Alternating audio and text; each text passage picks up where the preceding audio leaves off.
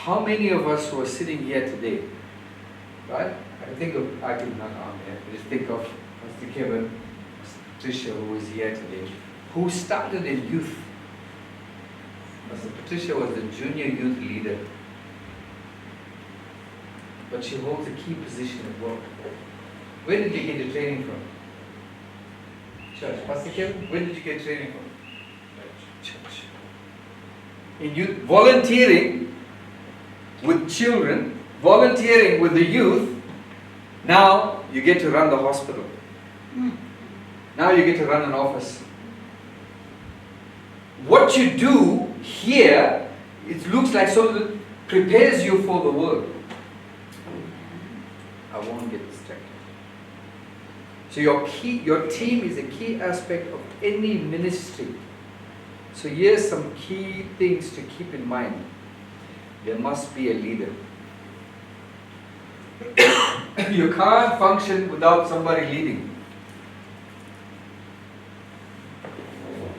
There must be a leader, and that means if there's a leader, then somebody needs to follow the leader. These are all practical things. You want scriptures for that? You find it in the Bible yourself. Give me a leader from the Bible. Moses. Who better than Moses? How many people did he lead? We'll throw it out there. How many? 5,000. 3 million. Out of 10,000. They say up to, when they were counting the soldiers, they counted 600,000 people between the ages of 20 to 50. What about the old guys? What about the young ones? Say 2 million people. But of course, the challenge that Moses had, the people didn't want to follow. He had Aaron and Hur. Then they had the leaders of each tribe. Then from the leaders of each tribe, there were sub-leaders. Then there were those who were in charge of what they call the Levites and the priests. Right? Within that they had different divisions. One was responsible, one group, one family was responsible for removing the tabernacle, the tent, every time they moved. Okay, they had to dismantle it and then reassemble it. Another one was responsible for carrying the ark. Another one was responsible for carrying the vessels. Another one was responsible for carrying the money. But somewhere along the line, some of them said, no, I can do this and I can do that, and then cause chaos. So, remember, there must be a leader. The leader is the champion. In other words, I don't want to make the leader like get a big head or something like that. But when I say champion, he's the one who leads the way. If you take that word champion, if you understand what that word champion is, think of it in terms of Goliath. You send me your champion, and I'll... What they mean is the one who stands out. So you've got to see it like this. Someone who's passionate about growing faith in children and families, who lives and breathes the mission statement and the core values. Think of your leaders that you have. They're not a leader because they're friends with the pastor. They must not be leaders because maybe their family. No. If there's no passion, that person will kill whatever it is. There must be a passion. This person who leads, pay attention. So anybody who wants to be a leader, when they were asking Jesus, Jesus gave them simple things. He said, you're going to be a master? Be a servant. So the leader is a thermostat, not a thermometer. You know what's a thermometer? The thermometer tells you the condition. The thermostat changes the atmosphere. The thermometer tells you what the atmosphere is. And you know those who can tell you the atmosphere, it's terrible. It's not good. No. So think about those who are leading, those in the team, and you leading children. You must be the one to change the atmosphere. Can you imagine if you don't have that in your heart to change? Then when the child comes in, then the child is rebellious, you become just like the child. Screaming and shouting, you become like the child. So it must change. That person changes the atmosphere. Whether it's youth, whether it's children's ministry, this person has the gift of leadership. There's a gift that is there. This person has a shepherd's heart because he knows the sheep are bad. Right? This person is also a key decision maker when it comes to curriculums, to casting vision, to training, to equipping teachers, to setting calendar dates, and more and more and more, and all of those things. And one who makes himself available in weekends. It's critical for encouraging team members, and especially as a leader for greeting children and families. I'm breaking it down now, right? So I started. So you got the key leader.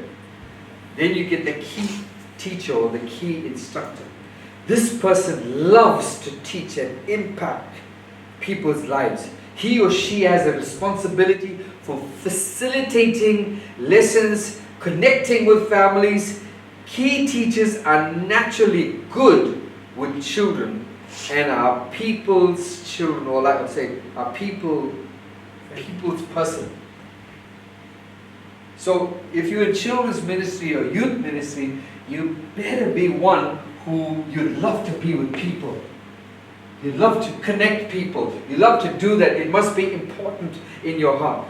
Then there's key teacher, then there's assistant teacher. I'm just breaking some roles down that they're putting here together. How you implement it or how we operate with it, and I know we have a certain structure in terms of how we do children's ministry and how we do youth, but these are the things we're talking about foundation.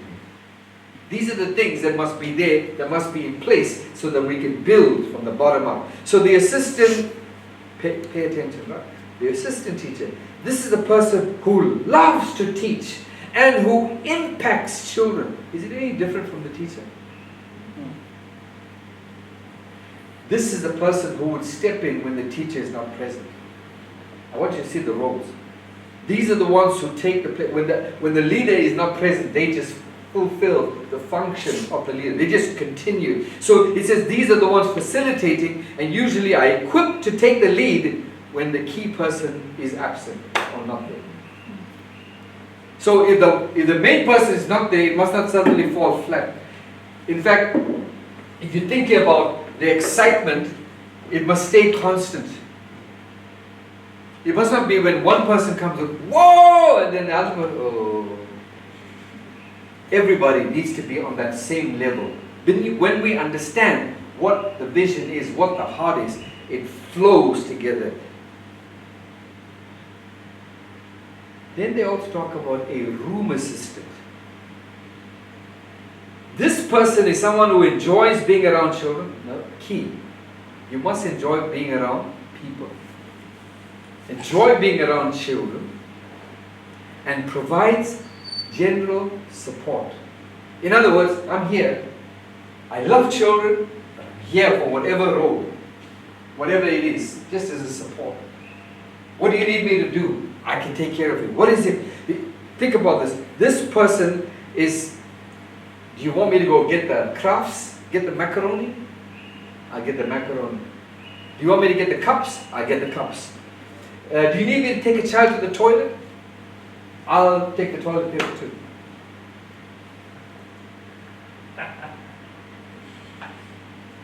My point that I'm getting. This is that person. So listen to this now. So maybe while there's somebody teaching or instructing, the instructor or the teacher is not disturbed from what they're doing because their child or an individual needs some attention. That person just steps in and says, no, don't worry, I'll take care of this one. Maybe there's a little child that maybe crying for their mom. Now the teacher will lead the lesson, lead the children, lead and go. So that's why I said in the beginning, and you all answered well, do we have enough people? No, we don't. We need people. Just think of this. This sounds like all the people in the room here. And then who's going to teach? Then they have what they call a hall coordinator. This is the person that makes sure everything runs smoothly. Lights are on, sound equipment is in place. If there's anything that needs to be moving around, the teachers need anything for their activities, they have it. The internet working. You see it? Then you need a greeter. This person is like the assigned person to greet the children when they come, to greet the youth when they come. Not only when they are doing ministry, Sunday morning when you're there. They're standing there waiting for the children. That greeter is assigned. So maybe you take turns for who is going to be greeting on a Sunday morning. Don't worry about Uncle Ashwin and Uncle Denzel who's there, or whoever's at the door. Let them they'll do the greeting or whatever it is. But that children's minister is ready. We have to think about maybe getting some kind of uniform, the children's ministry uniform, or whatever it is, or the youth ministry have something. Identifying who you are. They must look at you. So at least there's an easy transition from there to there. By the way, don't look at what it is now. Because right now, this is where we are. Maybe we've become too comfortable with this. Now when you're comfortable with this, there's no reason to change anything. There's no reason for growth. But if we're anticipating growth, when we move downstairs, we are building capacity. Things are going to be different. Let's see what else we have. So to come back, the greeter, he looks cheerful, or she. Your main job as a greeter. Who can tell me what is the main job of a greeter? Welcoming. Smile. Smile, yes. Welcome. A smile. The child that was crying and kicking and screaming in the car, the minute he comes and sees a smiling face, I want to go to him. The one with the most of the prep time taking place during the week, the greeter. This person loves detail, organizing, even shopping, making sure that there is that right candy, no tartrazins in the cold drinks. He or she may also recruit other people to come during the week and prepare the resources, not on Sunday morning. You see the bigger framework? So, there's a few more things too. Finding, placing, and sustaining your team. Find, place, and sustain your team. There's so many things that can go into this in what we're doing. There's too many things, right? I said at the beginning, most people only remember 7 words. I gave you 700 words times 10. I know. I was counting in my. I like that smile. That's why I grabbed that picture. So, there are some important things as you build the team, as you set the foundation. There are 4 important factors to keep in mind. Number 1, clarify job descriptions. In other words, each one must know what they are supposed to do. It is important to create a job description for each role on your team, so there is no misunderstanding as to whose responsibility it was for that specific time. You know that story about everybody thought that somebody would do it and eventually nobody did it. I won't go there, it's too long. Yes. Another day, right? So clearly outline the time commitment, clearly outline the responsibilities, clearly outline the benefits of the role, and maybe any other expectations that are there. So, actually at the end of this manual, they actually give some guidelines in which we can use. You know, and we don't have to stick to it, but we can use it as guidelines for how to specify roles. What is it that is required, maybe of the director of the Sunday school, what is required of the teacher, what is required of the greeter. I just gave you some very briefly. Secondly, place people in their sweet spot. Don't put somebody in something that they don't like doing. Give them what they love doing. Put people, take time to find out. That means inquire. What are the gifts? What are the passions? What is it that they love doing most? Don't place people just to fill a gap. Then instead of filling the gap, it becomes a mountain. And you need to flatten it. Place them where they're gifted. People serve wonderfully when they are in their sweet spot and they serve with energy. Build, secondly, is it secondly or thirdly? Thirdly, sorry. Build mentorship into your team structure. What do I mean by build mentorship? Anybody? Can anybody define that?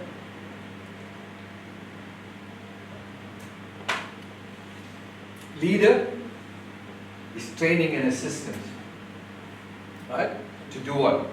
To take over. Leadership. So you're building the capacity for increase. So when you have two leaders, what that means? What does that mean when you have two leaders? One leader can go lead something else. The group gets bigger. Okay? So we create a culture where each teacher or each team member intentionally mentors another as each one is serving together. That's discipleship, in case you didn't realize it. Jesus mentored the disciples and discipled them. The disciples then had disciples and mentored them. And it continued and continued. And guess what? Here I am teaching you today. My youth leader. Think of it. My youth leader, my Sunday school teacher. Both played a very important role. I shared about my youth leader. A youth leader who's in terms of living upright and a moral life. My Sunday school teacher taught me about commitment. So, as a young man, you're growing up, you're studying, you're doing all these things and whatever. And I was Sunday school teacher. I don't know what grade, I can't remember. I know it was like 6 or 7 year olds teaching them. My friend and I, both of us were involved in children's ministry. But then we had this thing in our heart, there was a period we wanted to go to Johannesburg to work and study. So probably everybody was moving to Johannesburg. By the way, the move to Johannesburg didn't start now. It started even when we were young. Right? And the whole idea of getting a job, it didn't work out properly. Anyway, so we took a job with a shipping company. But that meant working on Sundays. So I came, tell my superintendent, sir, his name was Paul.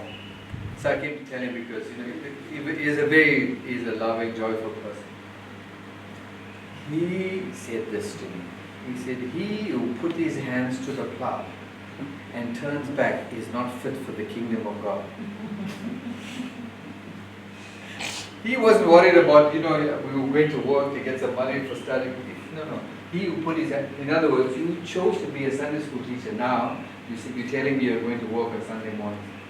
Think about it. Pastor Kevin, in the normal sense, it's like, how can you do that? But the way he said it, we eventually did go to work. Right? Think about this. Now, we told him in midweek, Sunday morning, listen to Sunday morning, because we are in a job. Sunday morning, it's 5:30 in the morning, we start work at 7 o'clock. So back then there were no taxis, no cars, we took a inner circle. Right? That bus was 6 and 7, runs all the way. Both of us are sitting in the bus of the Higginson Highway. We both look at each other like, how can we do this? Before we reached Mobeni, Pastor Kevin, we already ate our lunch. We were on the bus, and we said, that's it. We're going back. Going back to church. Right? I'm just trying to make you understand how this teacher didn't know what he was preparing me for. Didn't know what he was setting in motion. Because he told me, this is what he told me. He who puts his hand to the plow and turns his back is not for the kingdom of God. He quoted the scripture that Jesus about discipleship and following him. So the job that you have is to inspire others to be leaders. A key teacher or key leader prepares assistants, prepares those to come after him, makes room for others to continue in that capacity. Alright? Excuse me. I'm looking at my time and I'm looking at how much more we got. A lot. I'm just going to run through this quickly. These are all practical things. Plan for appropriate adult to child ratio. This is what I started with at the beginning. You know, the practical thing is when you've got infants, think about it now. We're talking about infants for children's ministry. How many infants do we have running around in church? Name them. Count them. Okay, don't name them. Count them. Four. Say the name. Say the names, right? Number 1. Asher. First one. Why did you say Asher first? He's the oldest. Names are Who's next?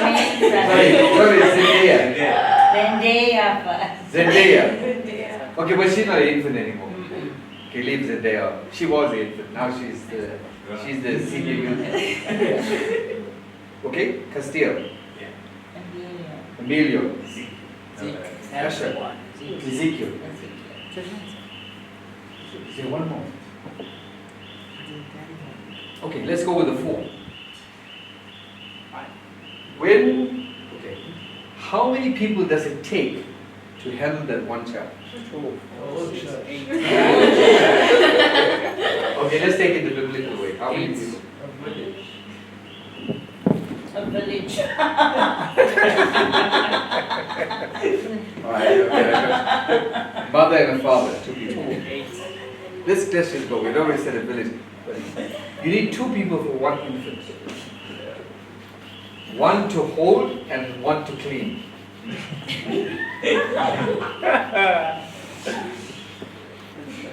Some kids you need 4. Each hand, each leg. So 1 infant, 2 people. We got 4 infants. That means we need 8 people. You understand that? The crawlers, the ones who are crawling, I said infant, the ones who are crawling, 1 to 3. The ones who are toddlers, 1 to 4. 3s and 4s. Right? 3-year-old, 4-year-old, 1 to 8. 5s through grade 6, 1 to 10. That's the number. So I put here on my notes, we need more team members to make it possible. And I put another note, it's a prayer point to pray about. Having a good adult-to-child ratio is critical to the success of our ministry. Here's why. Effective learning is possible.